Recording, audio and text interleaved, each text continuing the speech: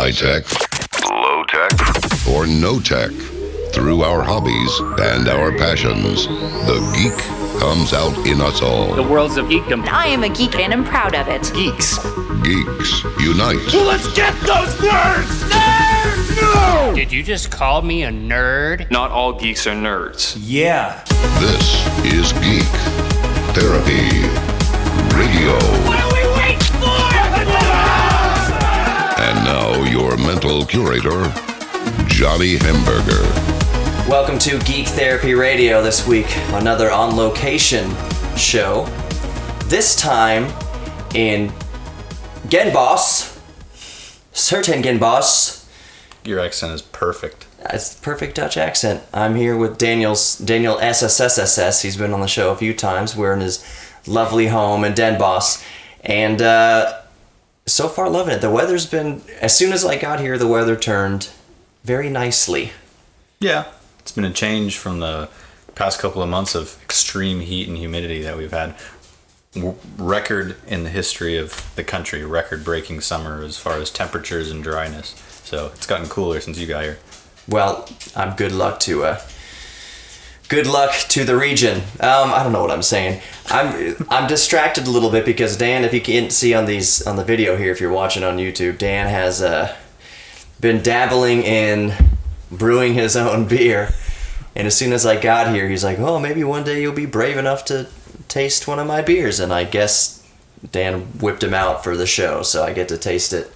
Yeah. Live on the air here, and you will be able to see my face again if you're watching on YouTube. That's Geek Therapy Radio, Geek Therapy Radio on YouTube and Facebook, Instagram, all that social media, good stuff. Just get that out of the way now, and I'll mention it one more time at the end of the show. But Dan, can you tell us a little bit about the process of this batch? Do you know anything about it, or did you make it while also drunk? No. Well, you should be drinking when you're making beer, or anything for that matter. But yeah, this is my second attempt at making beer. It is worse than the first attempt.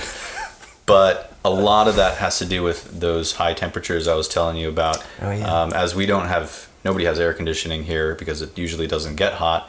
I decided to make this at the beginning of the summer. And even though I put all the beer in the coolest part of the house in the kitchen, which is kind of underground, it was still like 7 degrees Celsius too warm. So that's probably why it is the most suboptimally tasting beer that you'll ever have. So I'm just warning you. What you're saying that this beer is the crappiest beer I'm ever going to drink? Maybe not the worst, but it's pretty bad, honestly. Well, let's pop her open. You show me how you do yours. You just okay, yeah. Because it's got this fancy. These are reusable bottles, I'm assuming. Yeah, this is the same as what I used the first batch. Same bottles. Okay, so I'm just pushing back the latch here. Yep. And it should kind of pop. Yeah, there you go. Well, I guess that means it's carbonated. Yeah. So just to tell you a little bit about the beer, the first one I made was an Oranjebock or an Orange Bock, and that one was okay. Mm-hmm. This was meant to be an IPA because, as you know, it's my favorite type, but it doesn't taste like an IPA. It's a lie. No one likes IPA. I've long since maintained anyone who says they like IPA is just lying. But anyways, this doesn't taste like anything that you've ever had. It I don't know. Tastes like Jude. Tastes like Jude is kind of off camera right now, but hopefully it tastes better than your dog. We'll see. All right. Cheers. Cheers. What do they say in Dutch? Prost. Prost. Yeah. Prost. Prost. They say that in German too, right? Yeah. Same. Okay. All right. Here we go, Dan. Ready? Yep. Live on air.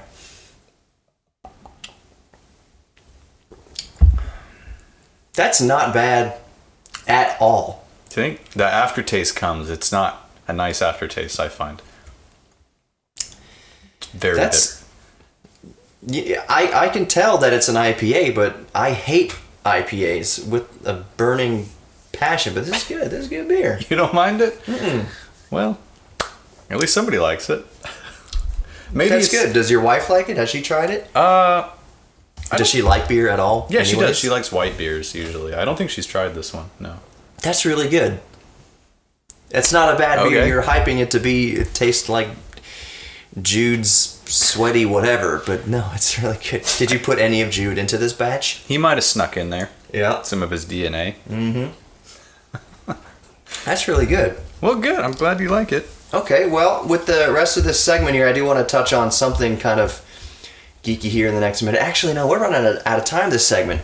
So let's just if you haven't already subscribed to Geek Therapy Radio, I did a midweek geek a couple days ago from an Irish pub here in Den Bosch, and you can hear our friend on there, James. He's from Ireland, and he talked about, I might say this wrong again, Irish troubles. You got it. Got it right. What was it? What I kept saying? You called it like the Irish issues. Irish struggles, I think you were calling Irish it. struggles. Irish troubles, and it's all about, I guess more popularly known as, if you don't know what I'm talking about, the Irish Civil War.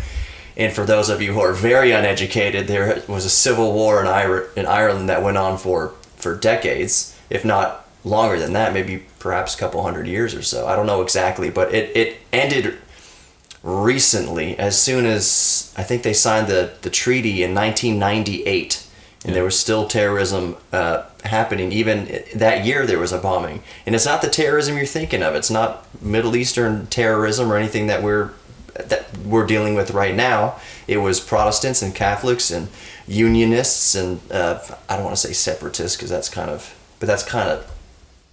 people didn't want to be under the rule of England, and some people did, and that caused a lot of trouble in Ireland. And you toss that in with it seems funny because it's all Christianity, but it was still very high contentions between Protestants and Catholics in the region. Point is, it's very heated. A lot of people died, and it happened up until recently. It's not an old thing. It's not medieval time stuff. It's recent stuff. This segment's almost over. We can talk about it in a minute in the next segment for a moment, but we're actually going to get onto more geek topics. Just saying, that's what we've been up to here in Den Bosch for the past few days. So subscribe to Geek Therapy Radio so you don't miss that midweek geek that I'm just talking about. And other than that, we'll be back in just a moment. Stick around.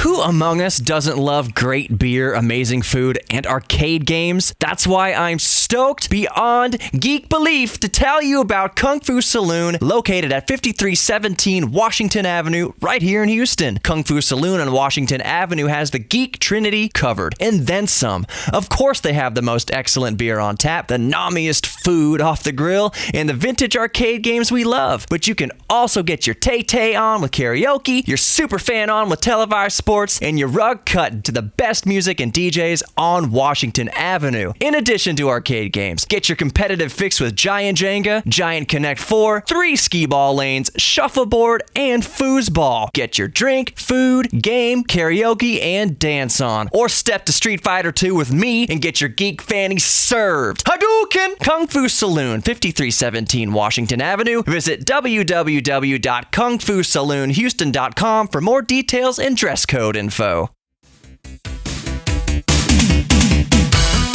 Welcome back to Geek Therapy Radio. I'm your mental curator, Johnny Hamburger, one more time coming at you. We're in Dan's loft right now.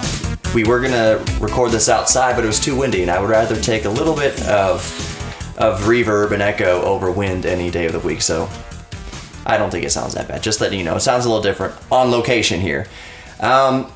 Let's just jump right into the topics I had prepared for this segment. Okay. And it's actually a couple things. It's a couple scary things, 2 or 3 scary things. One is that people have been hacking into pacemakers now. Since a lot of people have pacemakers that sync up to, I would assume, maybe even their smartphones or whatever, going through the Wi-Fi of the house, whatever, for the doctors. I know that Bima had to carry around a device, I think Dan you did too at some point, that were like recorded your vitals over like a week, and then you give it to your doctor and something like that. I had the little suction cups on me for, it was one day, just like a 24-hour period to monitor heart rate and breathing and stuff. So but with this, the pacemakers are, I don't know how they're linked to smartphones, or they're connected to the web some sort of way enough so that some hackers have been able to hack in there and send shocks into the patients, which is horrifying. So their only goal is just to hurt people, basically. It sounds like they're not going to gain anything from it, just hurting people. No. It's pretty terrible. So far, no one has died from this, but imagine that your pacemaker is now hacked. Somebody somewhere in the world can basically kill you at a key press. They can just say, shut off. Or they can a stranger who you've never met can elevate or lower your blood pressure, your heartbeat. It's terrible. Remotely. So that's kind of scary. So it's not so much the point that it's just a pacemaker being manipulated online by nefarious sources. It's that's where it is now, where we're so connected that if you have a pacemaker that syncs in any sort of way to any sort of smart device, your life is now directly linked to hackers on the internet. That's crazy. Terrifying. Also along those notes, another story, the Pentagon has told, and this is something that I didn't even think about, obviously, until I read the story, but it makes so much sense. A lot of soldiers, not just our soldiers, but soldiers from around the world serving in different capacities around the globe, have what I'm wearing right now, a smartwatch or a fitness tracker. And they are linked to their phones, they're linked to their Bluetooth, they're linked to whatever, they're on the network. So the Pentagon has sent out a memo to soldiers saying, if you're about to go into battle, turn off your fitness trackers, because the enemy knows, they see the hotspots, they can see where you're going because it's linked to GPS and everything. So they just see a bunch of soldiers at base rolling out, and these little dots just rolling across the map to wherever the next battle is. And that's something that I didn't even think about. Yeah. That's crazy. So then the enemy can anticipate their moves and everything. Right, you are literally broadcasting your location, and it's not a secured connection, really. Anyone can. It's kind of scary. Yeah. By default, I've got an Android phone. It's a Samsung. Google, by default, tracks your phone's location, and it's packaged and it's advertised to you as something handy dandy. If you lose your phone, you can track, it's at this location. And that is true. You can find out where you might have left your phone. That said, it tracks everywhere you're going, everywhere you've been, every time you walk into a shop with a new Wi-Fi. You think even if you have your GPS off on your phone, any new Wi-Fi connection you're walking into is just a new, Daniel S is here. I can't be whatever. Daniel S is here. Johnny's here, even if I have my GPS off. And that's not even counting the triangulation of the cell phone network and the towers and everything like that. So you think you're doing your best to be untrackable, but if you have any sort of smart device on you, you are tracked. So that's, again, I didn't even think about this when it comes into play with soldiers and military, is that turn your stuff off. It kind of, I would assume that you turn your cell phone off when you go into battle, but or not bring it or whatever. But apparently it's a thing, and maybe the soldiers do. Maybe they do leave their phones back a bit. I have no idea. But regardless, you're wearing your Fitbit or whatever, and it's tracking your movements, and the enemy not knowing your location is pretty critical. Yeah, but at least with that, like the solution is literally to just leave it behind. Yeah, and you can get around it. Unlike the pacemaker thing, where that's more terrible. Right, the person getting the pacemaker installed really doesn't. And you're telling somebody who's, I don't know how old they are. If you're going to get a pacemaker, you can get a pacemaker probably in your 50s and 60s. But maybe there's someone 80 years old getting a pacemaker, and the doctor's trying to explain linking it with Bluetooth to your smartphone or whatever, and the old person's, they're not going to want to deal with that. Just set it up for me, doc. So it's set up, and a lot of these people aren't in a capacity to understand that or be expected to. So the doctor set all this up. The pacemaker is connected via Bluetooth to whatever. It's sometimes, for my grandmother, it wasn't even, she doesn't have a smartphone. Yeah. So it was this little thing that stayed plugged in the kitchen that connected to the Wi-Fi of the house, that was sending vital signs, real time for a period of 2 weeks to her doctor, who was monitoring her heart. She doesn't have a pacemaker, but she had the EKGs or whatever on her. Yeah.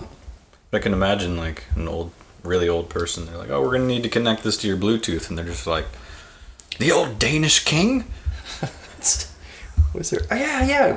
Isn't that where Bluetooth came from? Yeah, it was an old Danish Viking or Viking king or something. I don't know. Yeah, something like that. I do remember reading something along those lines where Bluetooth. There's history and everything. What the heck was I going to talk about now? Sorry. No, I don't need Dan's list yet, or maybe I do. Dan, do I need your list? Let's do a little on the way out. Excuse me. On the way out.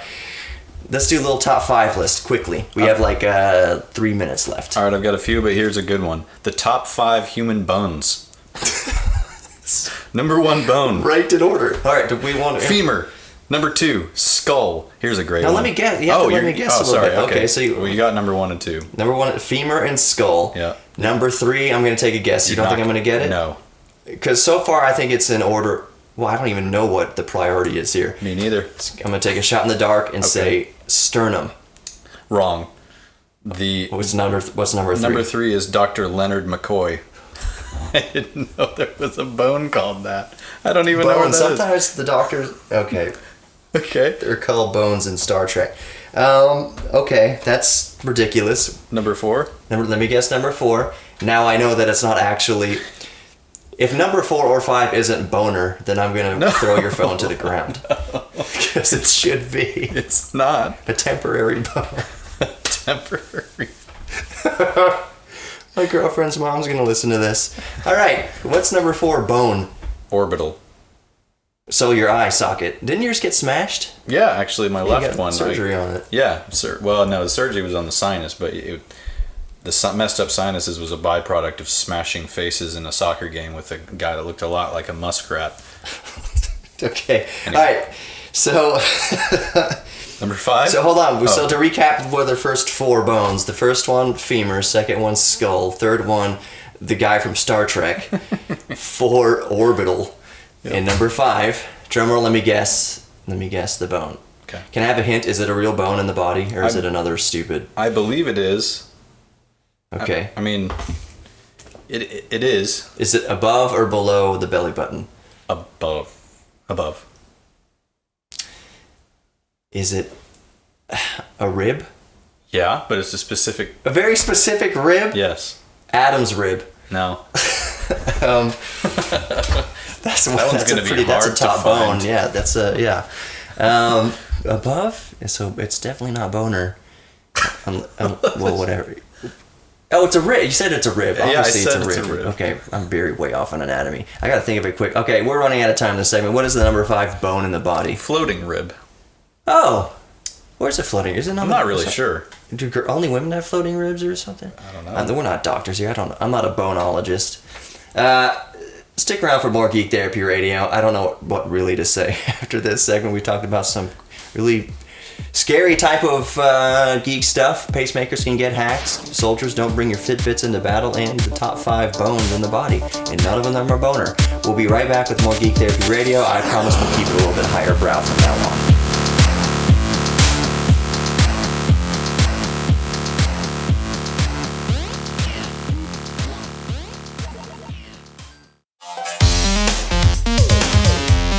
Welcome back to Geek Therapy Radio. How do I pronounce that? Geek Therapy Radio. I'm drinking Dan's beer. Do you know what the alcohol content of this is? I'm gonna guess it's somewhere between 5 and 9. Okay, well, I've had 2 sips. It's really good. Good. Does yours taste the same as mine? Are you sure? Yeah. Oh, I made them all the same. So. Okay, well, it's really good. Welcome back to Geek Therapy Radio. My apologies to Sarah's mom for the last segment. Hopefully this is an episode that you don't actually listen to, but I have a feeling that you will because I'm traveling right now, and you might be interested in it, so I'm sorry about that. A couple quick things, and we probably get to more of Dan's lists. He pulled up 5 lists just out of his butt onto his phone, and maybe it's like top 5 butts, I have no idea. So a quick little hit. First, Sir Patrick Stewart is coming back to do more Star Treks. Really? There's a new Star Trek series, and Patrick Stewart's coming back to play Jean-Luc Picard. There's no script yet. No one knows what the show is going to actually be about, but they speculate that it's going to be after the Enterprise. Okay. Because as ageless as Patrick Stewart is, as much as he defies the aging process, he still technically looks older than he... Well, I take that back. He looks pretty similar. Point is, yeah, it's going to take place, we speculate, after the Enterprise's trips. Like, he's no longer captain of the Enterprise. How old is he as a real person? I think he's in his 70s. Surely he's older than that. He's not... How old is Patrick Stewart? Let me look it up. Because I remember as a kid, my dad watched a lot of Star Trek, and I remember watching it with him. And as a kid, he was already very old looking to me. And that was a long time that's ago. what I'm saying. Like, when I say he's defying the aging process, it doesn't mean he looks young the whole time. He looked old in 1989 or 88 whenever TNG came out. How old is Patrick Stewart? Sir Patrick. Well, Google will know. 78 years old. Okay. I figured he was in his 80s. 78 years old. So he's coming back to do more Star Trek. I guess he could be in his 80s, could be in his 90s. He could be 61. Maybe not in that picture. He looks a little bit weathered. The point to take away here is I'm very excited to have Patrick Stewart in a new Star Trek. That's something very fun to look forward to. That's awesome. Yeah. What was I going to talk about? Oh, this is kind of interesting. The city of Hanoi in Vietnam has pledged to rid the city of motorcycles and mopeds by 2030. I think it was 2030. Excuse me. Are they getting rid of them altogether, or are they making it mandatory to transfer them all to electric motors? So that's a really good question. Okay, Hanoi plans to ban motorcycles by 2030. This is just really in, around downtown, around the city area. The mopeds, the two-stroke motors, account for something like 95% of all the pollution in that city. And you think, how much pollution does a little two-stroke put out? There's millions of them. Yeah. All over the place. And so that's what kind of stuck out to me is, I've never been to Hanoi, but one of the things that comes to my mind when I think about Vietnam, period, isn't only the Vietnam War, but I think of modern Vietnam with people just running around on motorcycles and 5 or 6 families of 5 or 6 all piled onto one moped. It's a way of life. It's like an appendage of their body. They rely on mopeds so much. So I'm just thinking, what is Hanoi even going to look like in 2030 with no motorcycles? But Dan brought up a good question. What about electric motorcycles? The reason I asked that question is because, as you probably know, I was recently in Shanghai, which is a city of 25 million people, so enormous, and they also had quite a problem with pollution from many things, including scooters, mopeds, motorcycles. And when I was there, to my shock, everywhere you look, there are still thousands of motorcycles, but they're silent. You'd be at an intersection with 16 roads coming through, and all the motorcycles going by make no noise because they're all electric. They've all been converted to electric. Okay, so maybe this is what they're kind of going for. This article that I've first read here on New Atlas, which is a very good website, New Atlas.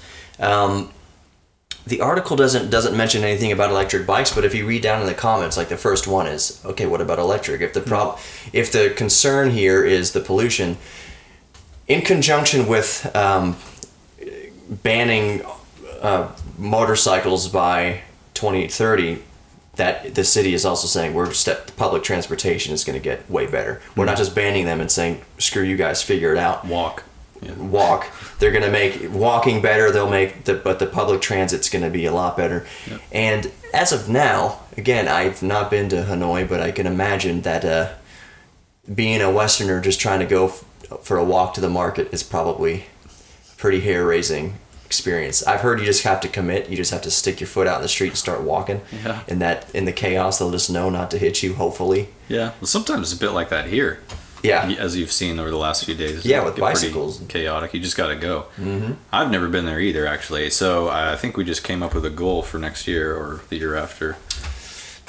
Go to Vietnam before all the motorcycles get taken away. So anyways, the first comment was, well, what about electric bikes?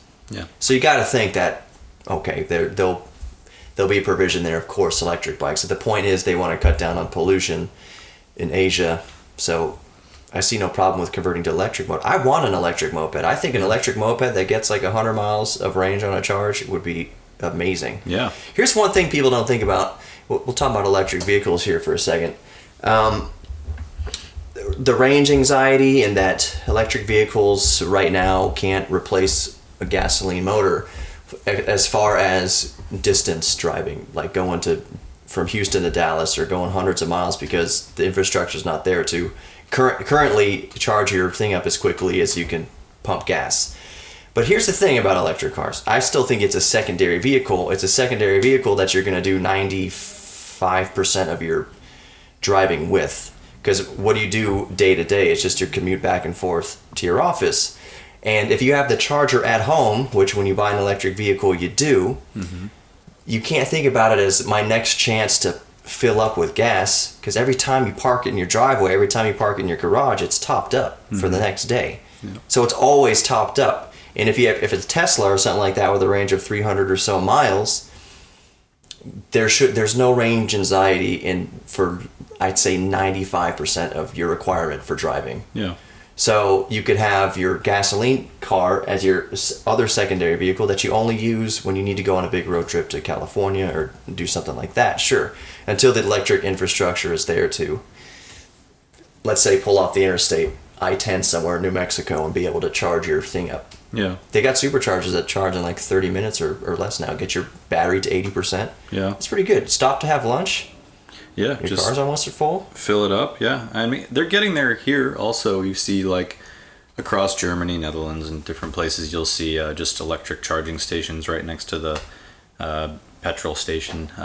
You'll see, like, many kiosks or charging points or whatever that you can choose from. So, yeah, I mean, it's getting to the point here, too, where you can go a pretty long way and get it charged pretty quickly. Do you think, well, yeah. And actually, I don't think going from here to Germany would be very hard in an electric vehicle because there's probably pretty good infrastructure. Yeah, exactly. I'm thinking like if you're doing like across Europe and you need to stop in Germany on your way through or something like that. And actually here in the Netherlands, I think there's some kind of rule that's coming in the next 10, 15 years or something where all cars will have to be electric. Yeah. I think. I don't remember what the cutoff year is, but... It's in Japan.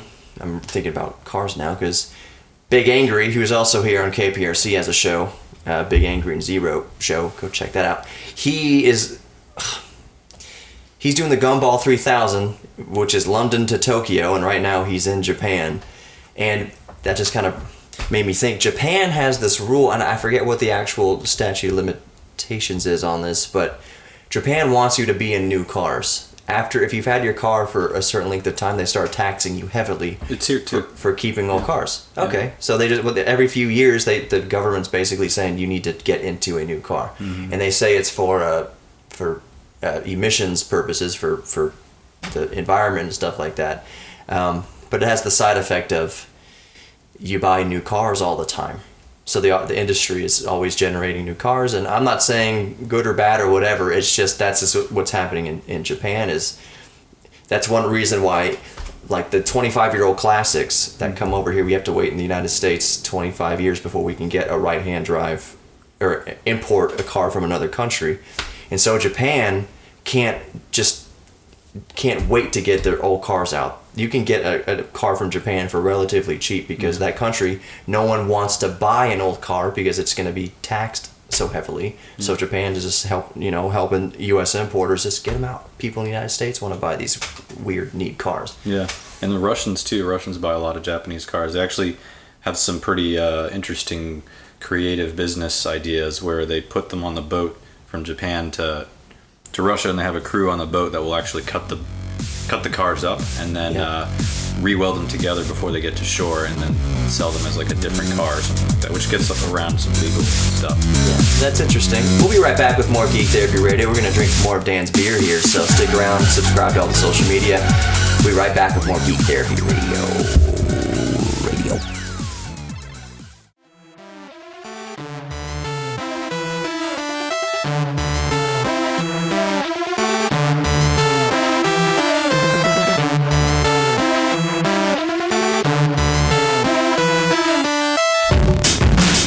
Welcome back to Geek Therapy Radio. I'm Johnny Hemberger, your mental curator here in Den Bosch, Netherlands, with Daniel SSSSSS in the loft area of his beautiful home here in downtown Den Bosch. The Purple House. The Barza House. The Barza House. If you live in Den Bosch and for some reason you're listening to this show, it's the Purple House. Yep. He super loves solicitors, so come knock on the door at 10 p.m. and wake up his dog and try to sell him something. I don't know if you saw this, Dan, but recently this week, and we're going to get to some of Dan's lists here in this segment, but I wanted to touch on some real stuff quickly before that. Have you heard of the Space Force? No. That Trump has called for the invention of a new branch of the military. No, I haven't heard about this, but it sounds like something I want to sign up for. Yeah, it looks pretty neat. And so right now there's like 5 or 6 logo designs that they're trying to, like the Marines have the anchor and the Earth, and so far what I'm seeing is pretty lame. That's the whole thing. It looks like, I'm not going to make fun of it too much, but it begs the question: we have NASA and the Air Force. So that's the big question: is we've announced a new branch of the military called the Space Force. We have yet to hear. There's a motorcycle. Or is that a car? It's probably a car. I think that was a motorcycle. Anyways, so we've announced the Space Force, but we have yet to get an explanation as to why we need one. Yeah, that's... For what I just brought up, NASA's not a military branch, but I thought Air Force did a whole lot of space stuff. Yeah, I think so. Air Force pretty much covers anything in our airspace. Yeah, I know there's no air in space, but we still haven't heard a compelling argument why we need to do this, that by 2030 or whatever he's proposed that we have this branch of the military. It sounds really cool. Yeah, I was going to say, because it sounds cool, and if I was the president, I'd want to be remembered for something cool, I guess. I don't know. He's like, no one likes me, but maybe Space Force will help that. Okay, maybe one more. Oh, yeah. Elon Musk. That's what I want to talk about. Elon Musk tweeted this week that he wants to take, or actually, the way he worded it, that he's going to make Tesla a private company. Right now, it's publicly traded, and he says, thinking about making Tesla private, $420 a share, funding guaranteed or whatever, meaning that if you invested in it, you wouldn't lose your money. That, among a lot of other questions, Elon Musk may have just got himself in some very bad legal hot water, because when he mentioned this, the stock price of Tesla skyrocketed that day, and even then leveled off, not as high as it peaked, but much higher than it started. And so now the FEC or whatever is like, if you tweeted this to artificially inflate stock prices, because Tesla is struggling right now. Tesla is not it's struggling to remain viable. SpaceX is a no problem, but Tesla does have its problems. So someone would think, if Elon Musk tweeted this to artificially inflate the stock prices, that's illegal. It's not insider trading necessarily, but there could be some legal issues there that old Muskie has to deal with. And if he goes private, I've got some Tesla stock. I don't know how that works out for me. I might buy more. I don't know. I have no idea. I don't know. But I mean, laws and stuff, I guess, aren't really his strong point. More kind of technical aspect. And I've mentioned this in the past that I in no way compare. I don't get into politics really, but I don't compare Elon Musk to Donald Trump politically. But I think they do have a lot of similarities in their nature, in their personality, in that Trump can't handle criticism, or he handles it poorly. He's like for lack of a better word, like a child with Twitter. He can't contain himself from doing stupid stuff on social media.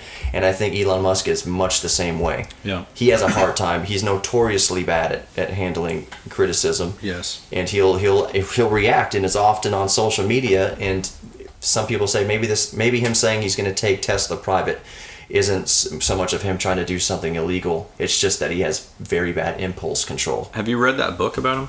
No. You should. It might still have it. But anyway, it's very good, and I learned a lot about him. Two things that I learned. One is his work ethic and genius are obviously unparalleled. Yeah. But he also has a very hard time getting along with people. Yeah. And that is something that somebody like him should remember. I heard this quote recently, and I like it a lot. You pass everyone in life, you pass twice, once on the way up and once on the way down. So treat them accordingly. And it sounds like with him having legal problems and stuff like that, that's an exact example of when you need to remember something like that. Yeah. I never heard that before. It's good. It's a good one. You right? meet everyone once on the way up, once on the way down, so treat everyone with respect. A lot of genius. We'll get onto your at least one of your top 5 lists here, but a lot of geniuses struggle with the personal relationships. Yeah. They can do quantum physics in their head, but relating to another human being. What is Jude? Jude just likes to lick the air. Yeah. He's special. He's a special dog. All right, what's a top 5 list? Here we go. Yeah. Next top 5. This is a good one. Top 5 under the radar fruits. Oh my god. Well, Care to take a man, guess? I want to make so many jokes, but I can't. Some of these I don't even know what they are. One of them, yeah, you should know at least one. Under the radar fruits. Yeah. Oh man, I love fruit. the joke. Okay, I'm gonna just not say anything.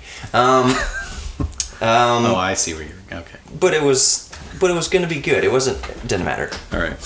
It's just okay. Number 5, Well, okay. Yeah. the first one, kiwi. No. We're going. Number 5 is locat. What is that? I don't know. We're gonna look it up in a minute. Is that a cat's berries or something? It could be. Yeah. Locat. Yeah. I don't know that one. Okay. Next one.